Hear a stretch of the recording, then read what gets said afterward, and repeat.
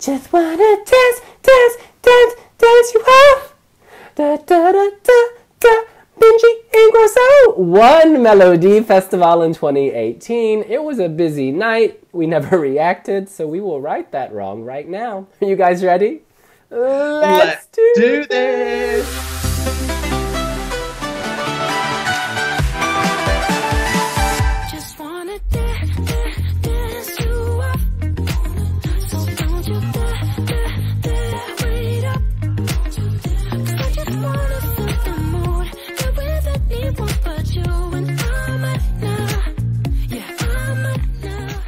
Yes! 12 points go to Benji Ingrosso's lighting scheme. You guys, the staging in Sweden was amazing. They took him out of that stage, threw him into a psychedelic music video. Yes, it harked back to the 70s, to Rainbow Bright, but it was very now, very current. It reminds me of the opening credits of Stranger Things. The font, do you know what I mean? There's something vintage about it. I think the staging is remarkable. I think if they can recreate this in Lisbon, it will be a huge standout because the Swedes will be able to take a very simple stage and make it very complex yet still pared back. Because yes, there's a lot going on with the lights, but it's still simple in a way because it's, you know, bold colors. It's a colorscape.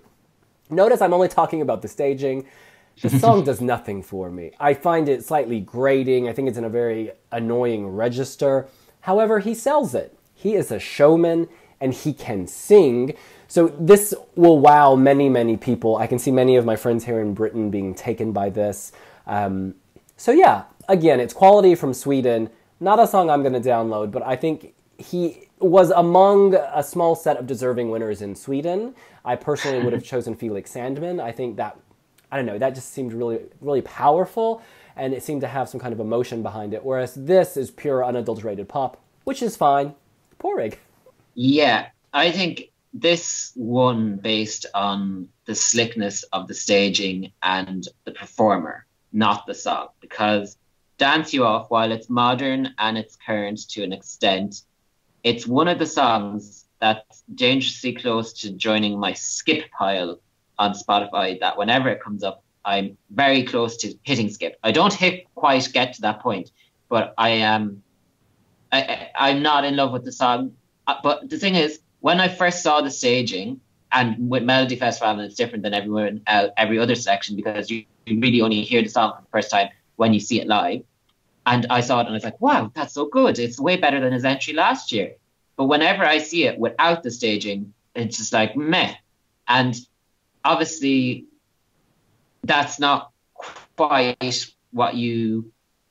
ideal for a winning song, because even Måns Zelmerlöw, he was very reliant on his staging, but when you took away the staging, you still had a memorable, catchy song that did well in the charts. Benjamin Ingrosso is doing reasonably well in the Swedish charts. I don't know how he probably could do well in the charts, but I don't think it's competitive. Like, it's very Spotify friendly in that sense that there's a lot of other Spotify songs that sound like it.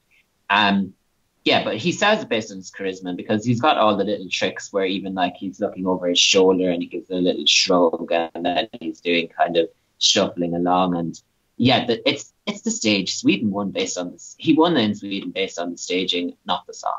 I think I'm kind of looking at it and I keep thinking, and it's a thought that I've had for a while, but I think Sweden might win this year with this. And it's not that it's a personal favourite of mine, but I just think that last year, you know, Robin Bengtsson was very much reliant on the staging, and maybe the song was a little stronger, but I think Benjamin Ingrosso is much more likeable. I think that the staging is better for this. I think it's much more memorable than the treadmills. And, you know, Robin came for fifth, I think, in the end. And I think that this could do better than that. I think it definitely could at least do top three. And then I think maybe... you know, if the stars align right for it, it could actually win because it's going to do fine in the semi-final. It's going to be top 2 or 3 in semi-final too because that semi-final is considerably weaker. Just overall quality. This is quality that will stand out. You know, I think he needs to drop that leather jacket because I think that's the worst, or whatever jacket that is. He needs to drop that because it does not work. Those straps look really annoying, but the staging is so memorable. The song, you know, I don't remember anything about the song on like repeat listens apart from the you know, dance, dance, dance you off, that repeated bit. But that's fine, you know, that works for Eurovision. He can do that, and that will stand out in a recap. You know, it doesn't matter if it necessarily in the heat of the moment, whether or not it's annoying and you just want to skip it on repeat listens, because people will hear it. Most people will only hear it 2 times, and they'll see it with the staging. So I think there's a lot really going for it, and he has charisma. You know, he looks like he's enjoying himself on stage, but he doesn't come across as cocky or like unlikable cocky. He looks like he is just like this cool guy that you want to hang around with and you would want to see perform. And yeah, you know, Krista's in helping with the contest again, so I think that the staging will probably be a carbon copy. Sweden's big thing is that they always get the staging right, and they don't have to think about it then for the next for when they get to the contest, because they can just port what they had over. A lot of songs and a lot of the favorites might have to think, okay, so that worked for our stage, now how do we make it work for Eurovision? Or they have to change things around. You look at Finland this year, you know, they're going to have to completely redo the staging for Monsters. It's one less thing for Sweden to worry about, so they can just get every single like little detail right rather than the big ones. So I think that it could really, really stand out, and I think that this will do really, really well. It wasn't my personal favorite from Melfest, but at this point I don't think it matters. So really smart production, knowing there are no LEDs in Lisbon. We'll just, you know, roll out these LED screens of our own. Now we can just ship them. Sorted, done, no stress. Whereas I know for a fact other delegations who I've met with, you know, during the various Eurovision cycle this year have been like, yeah, we're trying to figure it out. It's expensive. It's very expensive to bring your own LED. It's very expensive to bring a projection screen. It's very expensive. They have to think about all these things. Sweden's in a great position. A, they have money, but B, they already have the staging done. So yeah, it's not a level playing field. I feel bad. I always assumed the EBU provided everyone, you know, with a certain amount of money or, you know, at least basic equipment. They give them nothing. They have to pay for everything. So you can understand why some countries can't always compete. We, of course, are not the only wiwibloggers. We've gone around and asked a few folks for opinions, so let's roll the tape. Hey, this is Jonathan in the UK. Sweden always bring us quality, and they've definitely done it again this year. Even if it's not necessarily one of my most favourite songs that they've sent recently, it's probably one of my most favourite stage shows that they've brought. And I think a lot of the success of Dance You Off will come down to how well other countries deal with the no LED staging in Lisbon. Sweden have obviously been in the top 5 for like the past 5 of 6 contests, and they've never relied on an in-house LED. They always sort of bring their own unique thing to put on stage. So if no other country is able to sort of come up with an out-of-the-box staging concept for May, then this could really stand out amongst everything else. And of course, for the superstitious among you, the last 2 acts to win Melodifestivalen with both the jury vote and public vote were of course Mans and Loreen, so who knows what Benjamin could pull off. Hello everyone! Sweden is one of my favorite countries in Eurovision, and this time they did disappoint me again. I'm so proud of this country. They always send good songs, and this is maybe not their best entry, but I'm sure that Benjamin Ingrosso will give Sweden another good result, and good luck Sweden! Hi wiwibloggs, this is Ant calling from Sydney, Australia.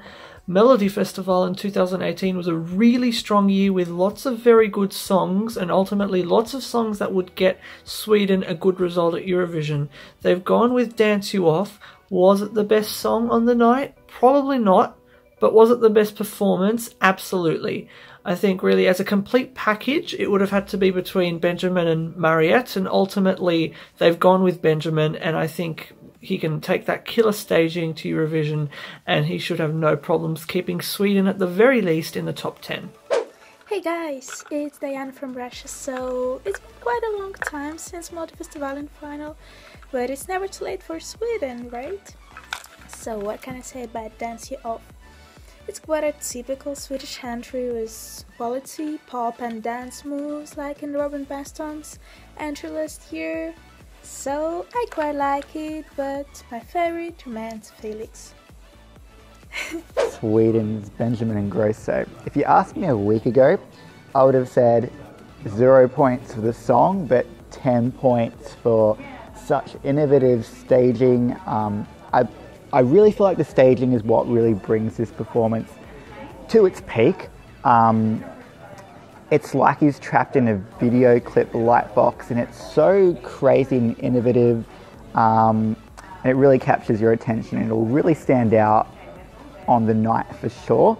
I say if you asked me a week ago about this song, I would have given it a 0. It's getting catchier and catchier the more I listen to it, and props to Benjamin for being able to do that. I think it has more to do with his charisma than the song itself. I mean, he could sell me herring and I'd eat it. So I'm really looking forward to seeing how this lines up against all the other songs in Portugal. Well, there you go, an international perspective. That's what we think. What do you think? Are you ready to dance something off with Benjamin? Do you think he has a chance of winning Eurovision 2018? Is this the most impressive staging we're going to see? Let us know here on wiwibloggs. Make sure to subscribe and hit the notifications bell. And hit that like button. It's just to the side of the subscribe button. And we'll see you later. Bye. Bye.